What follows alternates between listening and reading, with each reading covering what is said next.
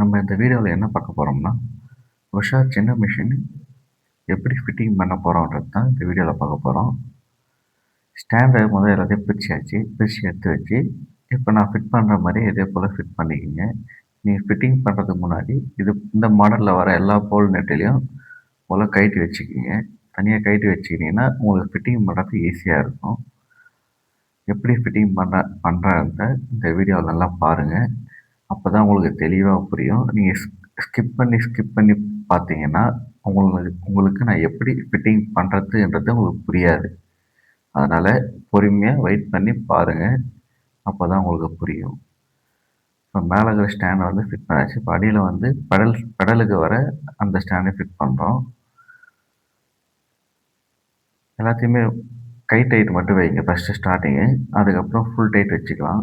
முதல்ல வந்து இங்கே அசம்பிள் பண்ணுறதுக்கு முன்னாடி பொறுமையாக பாருங்கள். எது எது எங்கெங்கே வருதுன்றத முதல்ல இந்த வீடியோவை பார்த்துட்டு அதுக்கப்புறம் அசம்பிள் பண்ணுங்கள்.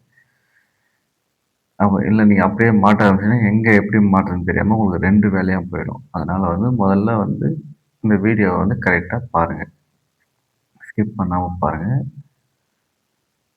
பார்த்தீங்கன்னா எல்லாத்தையுமே வந்து நான் முதல்ல மாட்டிட்டு கை டைட் தான் வச்சுருக்கேன். கை டைட் வச்சுட்டு எல்லாமே கரெக்டாக இருக்கான்னு செக் பண்ணிவிட்டு அதுக்கப்புறம் தான் வந்து நான் ஃபுல் டைட் வைப்பேன். அதே போல் வந்து நீங்களும் வந்து கரெக்டாக இருக்கான்னு செக் பண்ணிவிட்டு ஃபுல் டைட் வைங்க. இந்த பைப் ஸ்டாண்ட் மாடலில் வந்து பார்த்தீங்கன்னா ஃபுல் டைட்னால் ரொம்ப ஃபுல் டைட் வைக்கக்கூடாது. ஒரு திட்டமான டைட் வைங்க. ஏன்னா நீங்கள் ரொம்ப ஃபுல் டைட் வச்சிங்கன்னா அது உள்பக்கம் அழுத்தின்னு போன மாதிரி இருக்கும். அதனால் வந்து ஒரு திட்டமான டைட் வச்சுக்கோங்க. இதுக்கு என்ன ஸ்பேனர் தேவைப்படும்னா, இந்த மாடலுக்கு வந்து இந்த போல் நட் வந்து 12, 13 ஸ்பேனர் தேவைப்படும். அந்த ஸ்பேனர் வச்சுருந்தீங்கன்னா உங்களுக்கு கரெக்டாக இருக்கும் டைட் பண்ணுறதுக்கு. ரெஞ்ச் இருந்தால் உங்களுக்கு பெட்டரு. டபுள் ஹேண்ட் சாவி இருந்தாலும் ஒன்றும் பிரச்சனை இல்லை. அதை கூட யூஸ் பண்ணிக்கலாம். இந்த மாடல் ஸ்டாண்டை வந்து டைட் பண்ணும்போது பொறுமையாக டைட் பண்ணாது. ரொம்ப ஃபுல் டைட் பண்ணாதீங்க. ஏன்னா வந்து ஒரு ஸ்டாண்டில் வந்து பார்த்திங்கன்னா டைட் பண்ணும்போது உள்ளே அழுத்தின்னு போகிற மாதிரி இருக்கும். அது மாதிரி ஃபுல் டைட் வைக்காதீங்க. ஒரு திட்டமான டைட் வச்சுக்கிங்க. உங்களுக்கு இது போல் வீடியோக்களை பார்க்க நம்மளோட சேனலை வந்து லைக் பண்ணுங்கள், ஷேர் பண்ணுங்கள். அதே நேரத்தில் வந்து அந்த பெல் ஐக்கான் பட்டனையும் கிளிக் பண்ணுங்கள். அதுக்கு முன்னாடி நம்ம சேனலை வந்து சப்ஸ்கிரைப் பண்ணுங்கள். இப்போ வந்து பார்த்திங்கன்னா நம்ம ஸ்டாண்டு ஃபிட்டிங் பண்ணியாச்சு. அடுத்தது வந்து நம்ம வீல் மாட்டுறதுக்கான அந்த ராடு வருது. அந்த ராடு வந்து பார்த்திங்கன்னா உள்பக்கம் பெரிய வாஷரை போட்டு வெளிப்பக்கம் வந்து சின்ன வாஷர் போட்டு டைட் பண்ணணும். இதையும் அதே போல் வந்து பார்த்திங்கன்னா டைட் பண்ணும்போது ரொம்ப ஃபுல்லாக டைட் பண்ணாதீங்க. ரொம்ப டைட் பண்ணிங்கன்னா உள்ளே அழுந்தின மாதிரி போயிடும். அப்புறம் வந்து உங்களுக்கு தான் அது வந்து ஒரு கஷ்டமாக தெரியும். ஒரு திட்டமாக டைட் வச்சுக்கிங்க. டைட் வச்சுட்டு இப்போ நான் அடுத்தது வந்து பார்த்திங்கன்னா வீல் எடுத்து மாட்டுறேன். வீல் எடுத்து மாட்டி அது கூட ஒரு சின்ன வாஷர் வரும். அந்த சின்ன வாஷரை போட்டு அதுக்கப்புறம் நெட்டு டைட் பண்ணுங்கள். அதுமாதிரி இந்த இது டைட் பண்ணும்போது 2 பக்கம் சாவி பிடிச்சிக்கின்னு டைட் பண்ணுங்கள். நீங்கள் ஒரே பக்கமாக டைட் பண்ணிங்கன்னா செட்டாக சுற்றும். அதனால் வந்து 2 பக்கமே ஸ்பேனர் வச்சு பிடிச்சி டைட் பண்ணுங்கள். அடுத்தது வந்து பெடலு. இப்போ இந்த பெடல் மாட்டும்போது வந்து பார்த்திங்கன்னா அந்த ஸ்க்ரூவுக்கும் பெடலுக்கும் சென்டராக வர மாதிரி இந்த பக்கமும் கேப் வரணும், அந்த பக்கமும் கேப் வரணும். இப்போ ஸ்க்ரூவுக்கும் அந்த பெடலுக்கும் எவ்வளோ கேப் இருக்குது பாருங்கள். அது மாதிரி கேப் வச்சு சென்டராக வச்சு டைட் பண்ணுங்கள். சென்டர் நெட்டை வந்து லைட்டாக லூஸ் பண்ணி டைட் பண்ணுங்கள். நான் எப்படி பண்ணுறேன்னா அதுமாரி பார்த்து பண்ணிக்கோங்க. டைட் பண்ணிவிட்டு ஆயில் விடுங்க எப்போவுமே, ஓகேங்களா? அதுமாதிரி டைட் பண்ணிவிட்டு பார்த்தீங்கன்னா அந்த பெடலை வந்து அழுத்தி பாருங்கள். இந்த பக்கம் அந்த பக்கம் அழுத்தி பார்த்தீங்கன்னா ஃப்ரீயாக இருக்கணும். இப்போ எவ்வளோ ஃப்ரீயாக இருக்குது பாருங்கள். அது மாதிரி ஃப்ரீயாக இருக்கணும். டைட்டாக இருந்துச்சுன்னா உங்களுக்கு மெரியத்து கொஞ்சம் டைட்டாக இருக்கிற மாதிரி தெரியும். ஓரளவுக்கு ஃப்ரீயாக இருக்கணும். இப்போ ஃபிட்மெண்ட் ராடு மாட்டியாச்சு வீலில். அடுத்தது பெடலில் மாட்டுறோம். அதே மாதிரி வந்து பார்த்திங்கன்னா வீலில் வராத அளவுக்கு அந்த ஃபிட்மெண்ட் ராடை வந்து தள்ளி வச்சு டைட் பண்ணுங்கள், ஓகேங்களா? அது மாதிரி மேலே வீலில் இருக்கிற அந்த போல் நெட்டை டைட் பண்ணுங்கள். கீழே பெடலில் வரையும் அந்த நெட்டையும் டைட் பண்ணுங்கள். இதை டைட் பண்ணிவிட்டு வந்து பார்த்திங்கன்னா ஃபிட்மெண்ட் ராடில் வந்து ஒரு நெட் இருக்கும். அந்த நெட்டு மேலேயும் சரி கீழேயும் சரி அதையும் டைட் பண்ணுங்கள். ரொம்ப வலுவுக்கும் டைட் பண்ணாதீங்க. ஒரு திட்டமான டைட் வச்சுக்கோங்க. நீங்கள் வலுவுக்கும் டைட் பண்ணிங்கன்னா இது வந்து பிளாஸ்டிக் மாடலு, உங்களுக்கு உடச்சிக்கும். அதனால் வந்து ஒரு திட்டமான டைட் வச்சுக்கோங்க, ஓகேங்களா? இப்போ நல்லா ஃப்ரீயாக சுற்றுது. இப்போ அடுத்தது வந்து பார்த்தீங்கன்னா, ஆயில் இப்போ வந்து எங்கெல்லாம் வந்து ஜாயிண்ட் இருக்கோ, அந்த இடத்துல நம்ம வந்து இப்போ ஆயில் விட போகிறோம். எந்த இடம்லாம் ஆயில் வரும்னு பாருங்கள், அங்கெல்லாம் ஆயில் விடுங்க. ஆயில் விட்டிங்கன்னா உங்களுக்கு ஸ்மூத்தாக போகும், சவுண்டும் இல்லாமல் போகும். இப்போ நல்லா ஃப்ரீயாக இருக்குது. இப்போ அடுத்தது வந்து பார்த்தீங்கன்னா, நம்ம வந்து பழைய வந்து டேபிள வந்து இப்போ பிரித்து ராவடிக்க போகிறோம். டேபிளில் வந்து எந்த டேமேஜ் எதுவும் இல்லை, எல்லாமே நல்லா இருக்குது. நம்ம செக் பண்ணியாச்சு. இப்போ அடுத்து திருப்பி போட்டு நம்ம ட்ராவ் அடிக்க போகிறோம். ட்ராவ் வந்து பார்த்தீங்கன்னா, நம்ம ஸ்க்ரூ எல்லா இடத்துலையும் ஸ்க்ரூ யூஸ் பண்ணுவாங்க. நம்ம ஸ்க்ரூ யூஸ் பண்ணுறது கிடையாது. ஆணி தான் யூஸ் பண்ணுறோம். ஏன்னா ஒரு டைம் ஸ்க்ரூ தராங்க, ஒரு டைம் ஸ்க்ரூ வர மாட்டாங்க. அதனால் வந்து நம்ம ஆணி வந்து வச்சு அடிச்சுக்க வேண்டியது நம்ம. நம்ம வச்சு கரெக்டாக வந்து உங்களுக்கு ட்ராவ் எங்கே வர்றதை பார்த்துங்க. இதுமாரி இந்த ஓரமாக வச்சு ஒரு இன்ச்சு கேப் விட்டு அடிங்க. ஓரமாக வச்சு அடிச்சிங்கன்னா கரெக்டாக இருக்கும். உங்களுக்கு அந்த ஸ்டாண்டில் போய் இடிக்காது கீழே.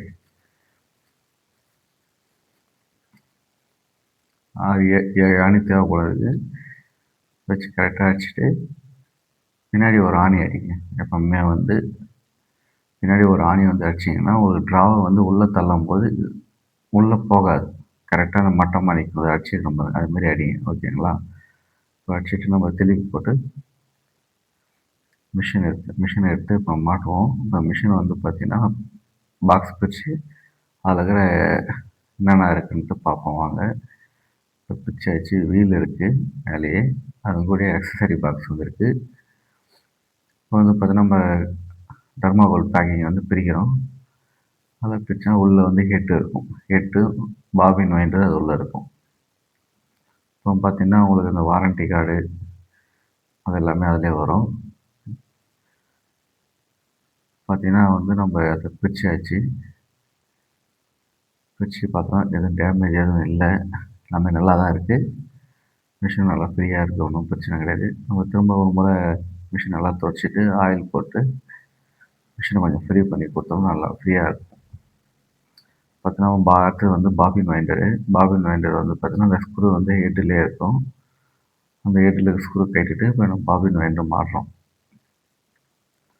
இதையும் அதே போல் வந்து முதல்ல ஆயில் போட்டுருங்க. ஆயில் போட்டு அதுக்கப்புறம் பாபின் வைண்டர் மாட்டுங்க. ஓகேங்களா?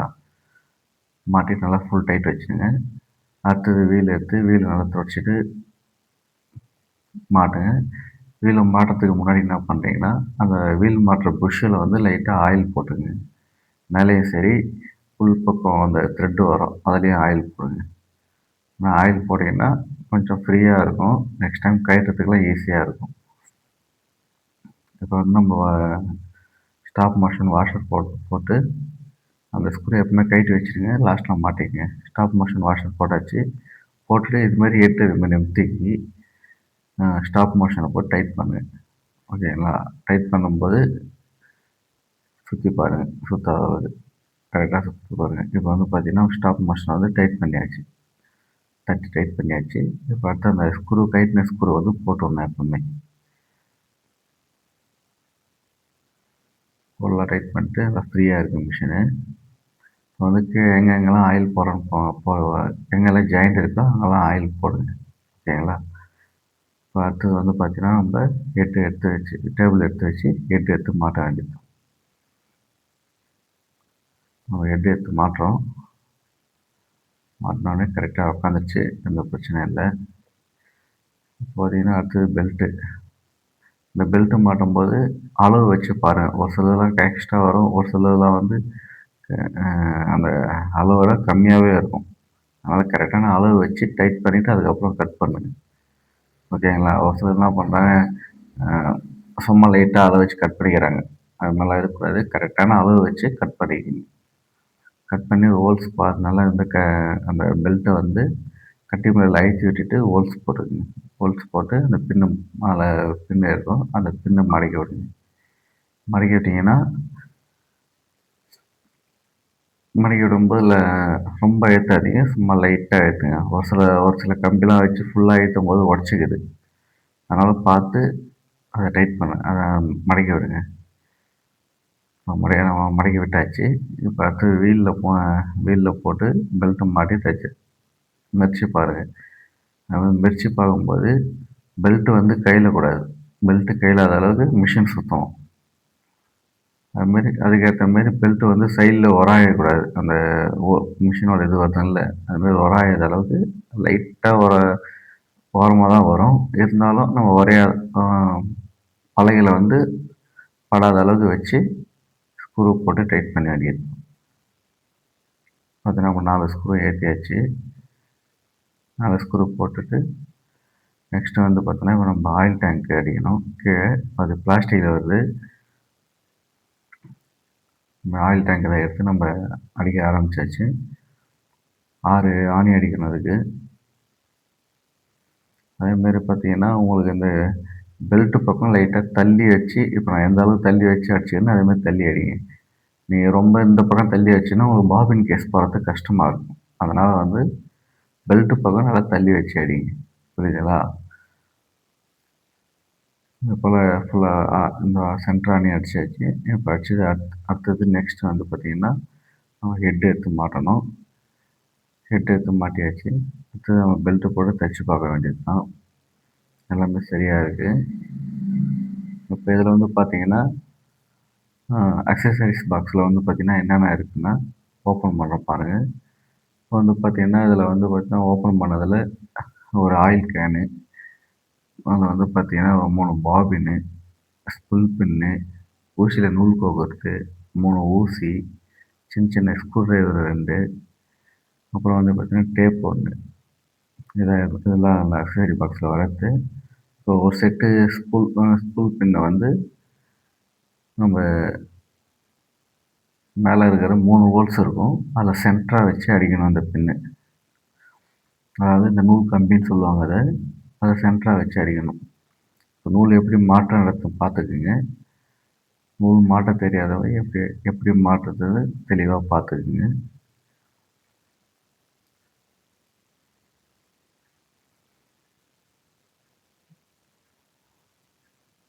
கொடுத்த நூல் மேலே நல்லா மேலே வருது நூல். இப்போ தைச்சி பார்த்தீங்கன்னா சரியாக தைக்கும் உங்களுக்கு. புது மிஷினை பொறுத்த வரைக்கும் எந்த பிரச்சனையும் வராது. முக்கியமாக உஷாவில் அந்த பிரச்சனை வராது. சரியாக இருக்கும்.